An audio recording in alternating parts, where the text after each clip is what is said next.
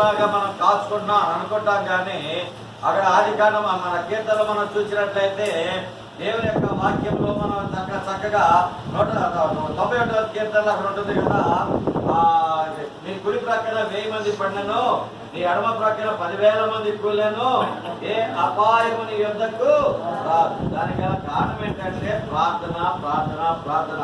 అదే రీతిగా Susan Wesley అనేటువంటి ఒక దైవజనురాలు జాన్ వెస్లీ యొక్క తల్లి ఆమె ఏం చేసిందంటే దేవుని యొక్క సన్నిధిలో అనుకున్నటువంటి బిడ్డలందరి గురించి కూడా వేకుజాని లేచి ప్రార్థన చేసింది. ఎలాగ ప్రార్థన చేసింది? ప్రతి ఒక్క బిడ్డలందరినీ, అయ్యా రండ్రా, మీరు అందరు రండ్రా రండ్రా రండ్రా అని ఎవరు కూడా పిలవాల. ఆమె ప్రతి పరుపు దగ్గర బెడ్ దగ్గరికి వెళ్ళి వాళ్ళ గురించి ఏం చేసిందండి? ప్రార్థన చేసింది. మనం ఏం చేయాలంటే బిడ్డలకు ప్రార్థన అనేటువంటి ఆయుధాన్ని మనం ఇచ్చినట్లయితే మన గుడికి కానీ ఎడమ కానీ ఎక్కడికి వెళ్ళినా ఏ పరిస్థితిలో ఉన్నా కూడా మనం తొలగిపోకుండా దేవుడి తన యొక్క అత్యంతమైనటువంటి కృప చేత జ్ఞాపకం చేసుకుంటాడు. నేను మన వాట్సాప్ చూశాను. చాలా మంది ఏంటంటే పిల్లలకు అన్నం పెట్టగానే క్రైస్తవులైనటువంటి వారే, ప్రార్థనా పరులైనటువంటి వారే, విశ్వాసులైనటువంటి వారే ఏం చేస్తారంటే అన్నం పెట్టిన తర్వాత తినరా అంటాడు. వాడు ప్రార్థన చేసుకోడు, ఏం చేసుకోడు, తింటా. రేపు ప్రార్థన చేసుకున్నావా అని అడగారు.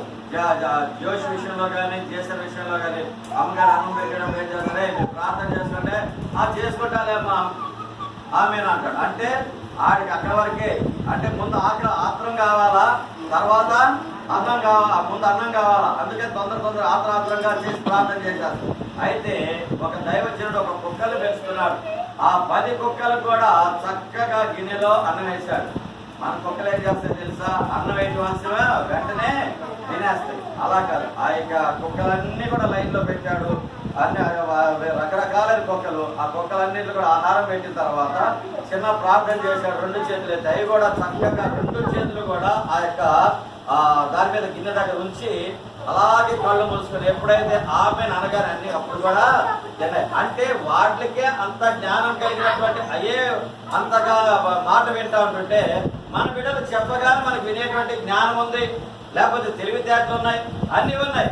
కానీ మన బిడ్డలు కూడా మనం అలాగే పెంచినట్లయితే దేవుని యొక్క సన్నిధిలో గొప్ప ఆశీర్వాదకరంగా ఉండాలని చెప్పి మనందరం కూడా జ్ఞాపకం చేసుకోవాలి. అందుకనే ఈ యొక్క ఉదయకాల సమయంలో దేవుడి యొక్క గృహంలో చైతన్య బాబుని ఆ రీతిగానే పూజారిని దేవుడు ప్రేమించి వారికి ఇచ్చినటువంటి దాంపత్య జీవితాన్ని ఆశీర్వదింపజేసి వారికి గర్భఫలాన్ని ఇచ్చాడు. ఆ గర్భఫలంలో దేవుడు జ్ఞాపకం చేసుకొని చక్కటి బాబుని ఇచ్చాడు. ఆ బాబుని కూడా ఈ 12 మాసములు కూడా దేవుడు జ్ఞాపకం చేసుకొని నూతనం అనేటువంటి సంవత్సరం అనేటువంటి దాంట్లో ఆ బిడ్డ ప్రవేశించుండగా 12 మాసాలు కూడా అనేకమైనటువంటి ఇరుకులు, ఇబ్బందులు, హాస్పిటల్స్, అనేకమైనటువంటి అనారోగ్య పరిస్థితులు ఉన్నప్పుడు కూడా దేవుడు ఏం చేశాడంటే ఆ కుటుంబంలో గొప్ప కార్యాలు చేశాడు. ఇలా సాక్ష్యంగా ఆ 16వ తారీఖు వస్తుంది. ఎటువంటి కూడా తొందరపాటు లేకుండా చక్కగా ఆ కార్యక్రమాన్ని జయకరంగా జరగాలి ప్రభు అని చెప్పి ప్రార్థన చేస్తున్నప్పుడు దేవుడు జయకరంగా గుడికను జరిగించాడు. నిజమే. ఎందుకంటే ప్రతి దానికి కూడా ప్రార్థన చాలా ప్రాముఖ్యత. ప్రార్థన లేకుండా మనం ఏది చేసినా కూడా దానివల్ల ప్రయోజనం లేదు. అందుకని ఒక దైవజనుడు అంటాడు కదా, ఎక్కువగా ప్రార్థన చేస్తే ఎక్కువ మేలు పొందుకుంటాము, తక్కువగా ప్రార్థన చేస్తే తక్కువ మేలు పొందుకుంటాము. అసలు ప్రార్థనే చేయలేదనుకోండి మనం మేలు ఏమాత్రం కూడా పొందుకోలేము. కనుక కుటుంబ సభ్యులైనటువంటి చైతన్యకు పూజకు నేను చెప్పేటువంటి మాట ఏంటంటే చిన్న బిడ్డ అయినటువంటి ఆ యాన్స్ని చిన్నప్పటి నుంచి కూడా దేవుని యొక్క సన్నిధిలో, అందుకని అంటారు కానీ ఇందాక 2 దైవజనులు చెప్పారు, జ్ఞానమందును వయసునందును దేవుని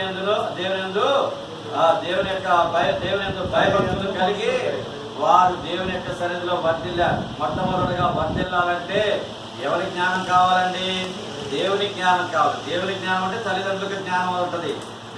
దేవుని జ్ఞానం తల్లిదండ్రులకు లేకపోతే బిడ్డలకు ఏమాత్రం కూడా రాదు. కనుక మన బిడ్డలను పెంచేటువంటి విషయంలో దేవుడు తన యొక్క కృపా వాత్సల్యత మన మీద చక్కగా ఉంచాడు. ఎందుకంటే మనకి రోజుకి 24 గంటలు ఇచ్చాడు. 24 గంటలు మనం చేసుకోగలిగినటువంటి పనులను చేసుకోవచ్చు.